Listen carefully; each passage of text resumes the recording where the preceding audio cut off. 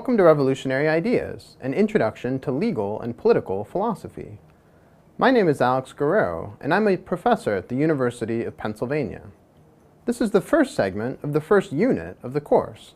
So this is segment 1.0 of unit number 1. You can get a fuller sense of what the course will cover by going to the home page for the class. I'll begin in this segment with a basic outline of the course. In this course, we will begin by asking the question, why should we have a state? Why should we have any legal or political institutions at all? We will consider 4 families of answers, answers that concentrate on the importance of the state's role in bringing about happiness or welfare, justice, equality, and freedom. Answering these questions will provide us with a lot of the basic background concepts of legal and political philosophy, concepts that have been developed over thousands of years. At that point, we'll turn to a different, more practical set of questions. How should we think of our political community? Should it have borders? How fluid or open should they be? How should the political institutions operate? How should we choose our political officials? Should we have what's called a representative democracy or what's called a direct democracy, where each person in the political community gets to vote on each law or policy directly?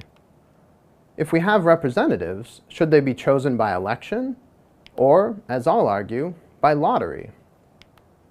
Should we have a constitution? Why would a state want a constitution? If we have one, what should go in it? Finally, we'll ask questions about what should happen when things go wrong. What should we do if people break the law? Should we punish them? How? Maybe more importantly, why? Note that all of these questions are framed as questions about what we should do or how we should set things up. These are what philosophers call normative or moral questions. Questions not just about how things are, but about how they ought to be. Legal and political philosophy help us to think about not just what our legal and political institutions are currently like, but also about what they might be like, and about what they should be like. That's the point of this class. Along the way, you'll learn about the views of important philosophers: Aristotle, Plato, Thomas Hobbes, Jeremy Bentham, Immanuel Kant, Mary Wollstonecraft, John Stuart Mill, José Martí, Robert Nozick, Frantz Fanon, John Rawls, Ronald Dworkin, Amartya Sen, Kwame Anthony Appiah, Martha Nussbaum, and many others. It'd be possible to spend a whole course on the work of each of these philosophers. We won't have the opportunity for that, unfortunately, but I hope to spark an interest in their work and the work of others, and to situate their work in a broader context. Even more than that, though, I hope to get you excited about philosophy. Not just philosophy as a fun thing to think about in one's spare time, although it can be that, but also as a way of helping to make sense of the world and to improve that world. In this case, the legal and political world.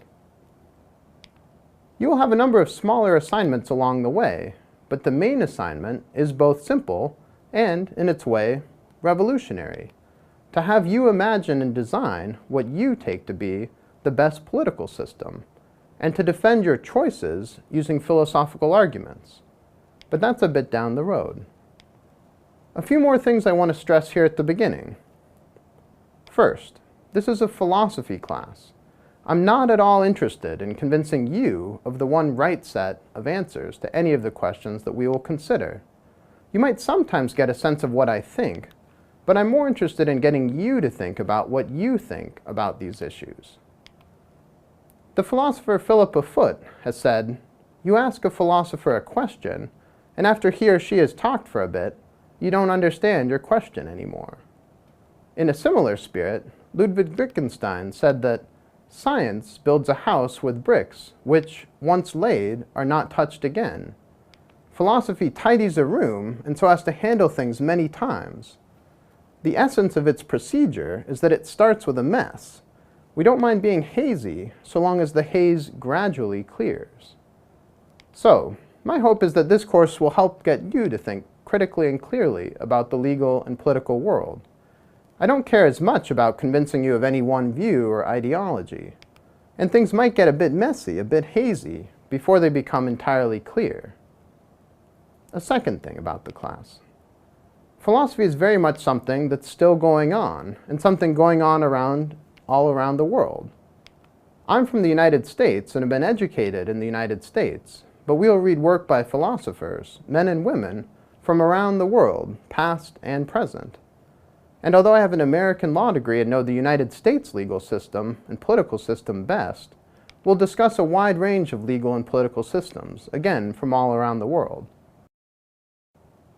This is a truly international class. There are students enrolled from over 150 different countries. I look forward to hearing from all of you and engaging with some of your questions as the course progresses. I hope you will join us for this introduction to legal and political philosophy.